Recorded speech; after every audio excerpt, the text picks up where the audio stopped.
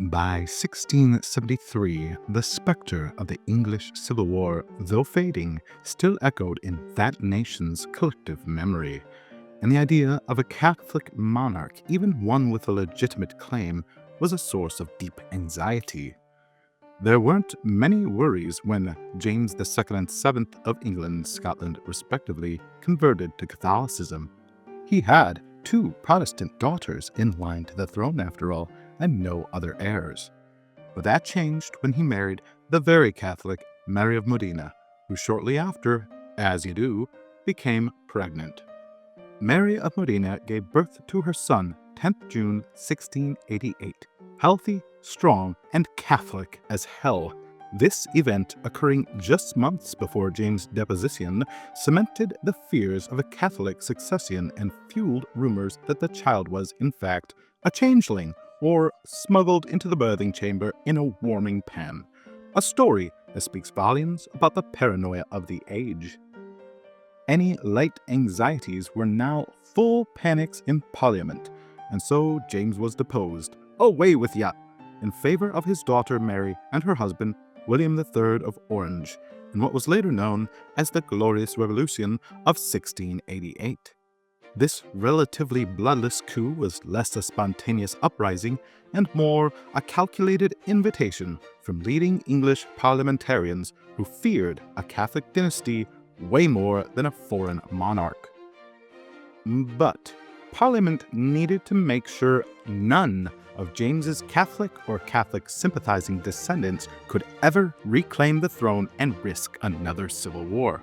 And so, in 1701, they passed the Act of Settlement, banning any Catholic or successor married to a Catholic from inheriting the crown.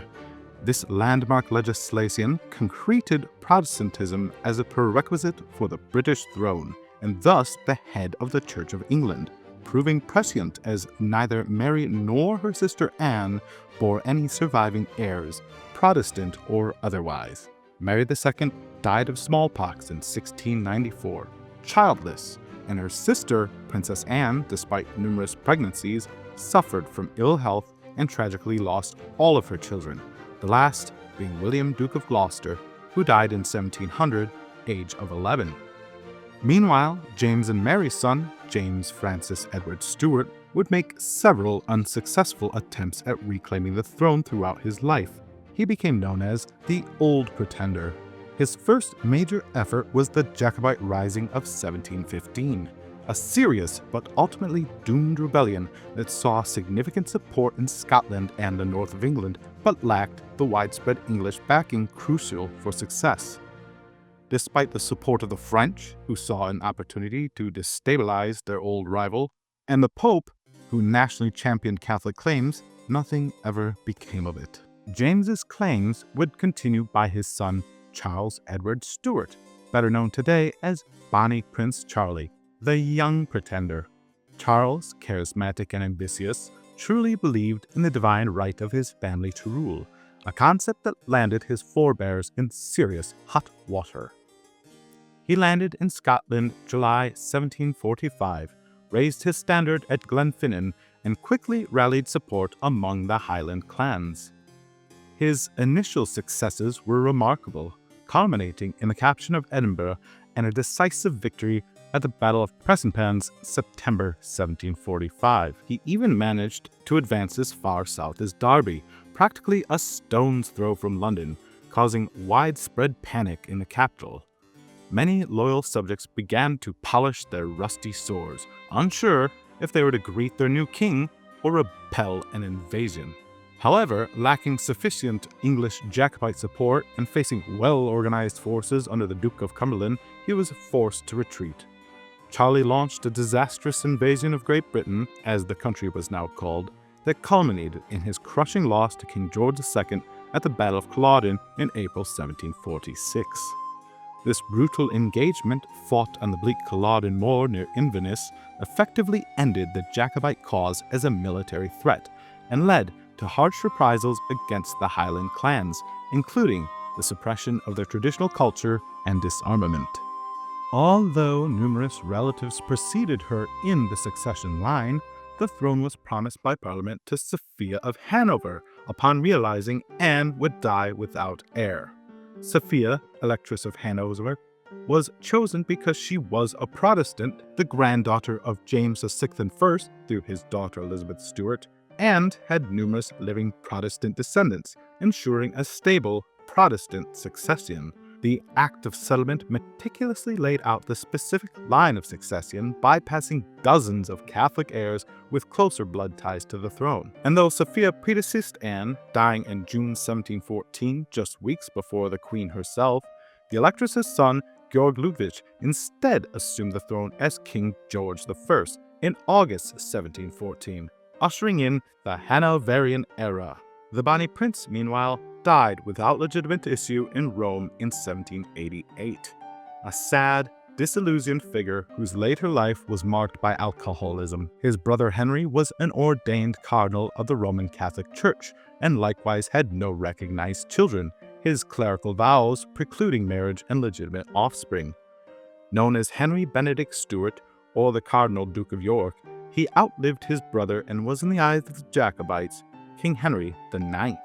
Upon Cardinal Henry's death in 1807, the direct male line of James II, and thus the main Jacobite claim, ended, and with it, any realistic hope of a proper Stuart monarch returning to the British throne in any practical sense. But if we draw the line back a few generations and continue through pre-1701 settlement principles, we arrive at a point beyond the current House of Windsor. So let's break this lineage down, starting with James VI and I. James's son, Charles I, continued the royal line, and it is through him we have legitimate issue, rendering his sister Elizabeth's issue secondary to semi-Salic procession. It is through Charles I's daughter, Henrietta Anne Stuart, Duchess of Orleans, that the Jacobite succession truly begins.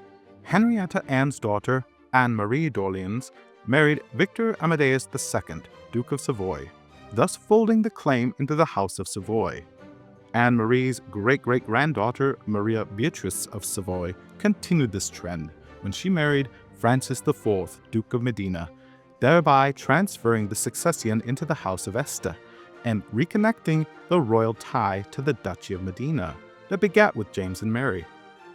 Francis and Maria's son, Francis V, Duke of Medina, upheld the Jacobite claim. His daughter, Marie-Therese Henriette Dorothea, Archduchess of Austria-Este, then married King Louis III, King of Bavaria, integrating the lineage into the Bavarian royal family, the House of Wittelsbach. From this union came Ruprecht, Crown Prince of Bavaria, followed by his son, Albrecht, Duke of Bavaria. Today, the current Jacobite claimant, tracing his ancestry directly through this Bavarian line, is Franz, Duke of Bavaria. Franz, now in his 90s, is followed by heir apparent and younger brother Max Emanuel, whose grandson and ultimate heir presumptive is Prince Wenzel of Liechtenstein, who is also second in line to the Liechtenstein throne, making him a truly international figure in the world of theoretical monarchy.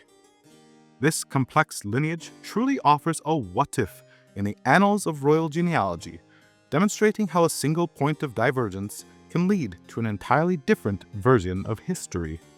Practically yesterday in 2015, British Parliament removed the portion of the original Act of Settlement banning a Protestant successor married to a Catholic, a subtle nod to modern sensibilities, though the ban on Catholics themselves inheriting the throne remains.